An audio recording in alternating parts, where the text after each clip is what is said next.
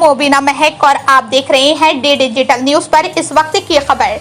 चलिए हम कराते हैं आपको दिन भर की तमाम छोटी बड़ी खबरों से रूबरू। मुरादाबाद से एमडीए की लापरवाही से संकट में 123 परिवार, रेलवे बंद कर रहा कॉलोनी का मुख्य मार्ग। मान्यवर काशीराम आवासीय योजना मऊ में रहने वाले 123 परिवार इन दिनों गंभीर संकट का सामना कर रहे हैं।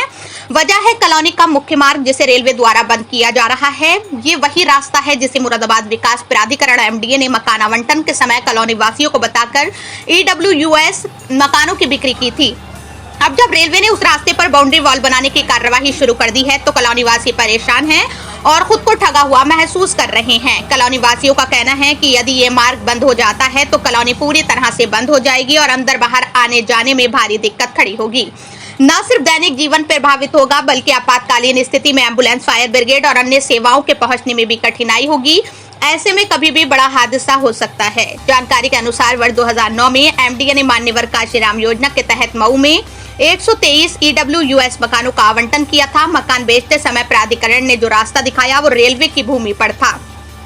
अब रेलवे विभाग इस रास्ते को अपना बताते हुए बाउंड्री वॉल खड़ा कर रहा है। कॉलोनी वासियों का आरोप है कि एमडीए ने बिना मुख्य मार्ग सुनिश्चित किए मकान बेचकर जनता के साथ धोखाधड़ी की है।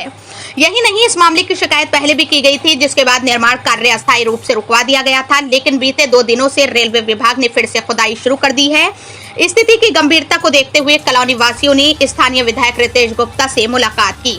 विधायक ने मौके पर पहुंचकर समस्या की जानकारी ली और क्षेत्रवासियों को आश्वासन दिया कि वो मंडल आयुक्त, जिलाधिकारी और रेलवे के DRM से बातचीत कर इस मामले का शीघ्र समाधान निकालेंगे। कॉलोनी वासियों का कहना है कि यदि इस समस्या का जल्द समाधान नहीं हुआ तो उन्हें अपने ही घरों में कैद होकर रहना पड़ेगा। उनका ये भी आरोप है कि एमडीए ने मूलभूत सुविधाओं जैसे मुख्य मार्ग की अनदेखी कर गंभीर लापरवाही की है। कॉलोनी वासियों की मांग है कि मुरादाबाद विकास प्राधिकरण को स्थायी रूप से कॉलोनी के लिए मुख्य मार्ग उपलब्ध कराना चाहिए ताकि आने वाले समय में उन्हें किसी भी तरह की परेशानी का सामना न करना पड़े।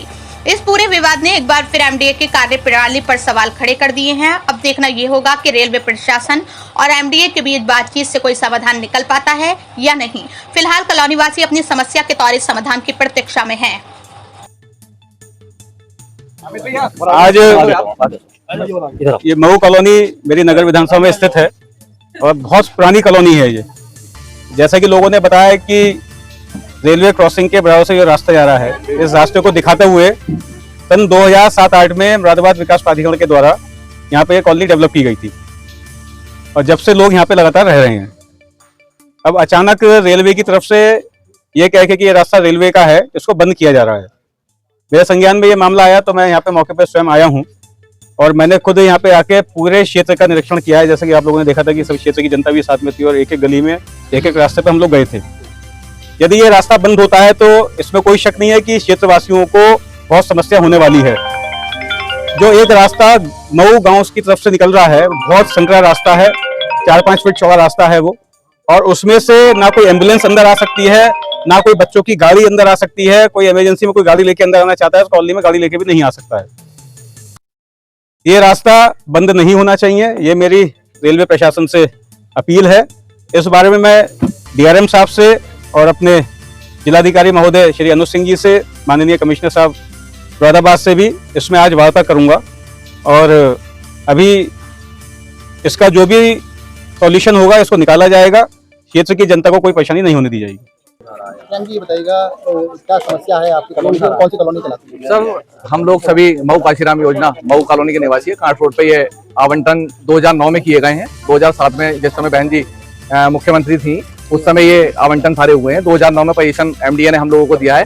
तभी से ये मेन रास्ता हमको दिखा के ये मकान बेचे गए थे और हम इस रास्ते को यूज कर रहे हैं। अचानक से लास्ट अक्टूबर 2024 में यहाँ रेलवे प्रशासन आता है, अपनी बैरिकेटिंग करता है कि ये रास्ता, ये रोड हमारी है, हम अपनी इंच पर भी नहीं देंगे। उस समय सभी कॉलोनी वासियों ने मिलके DRM से मिले, DM साहब से मिले, मंडलायुक्त से मिले।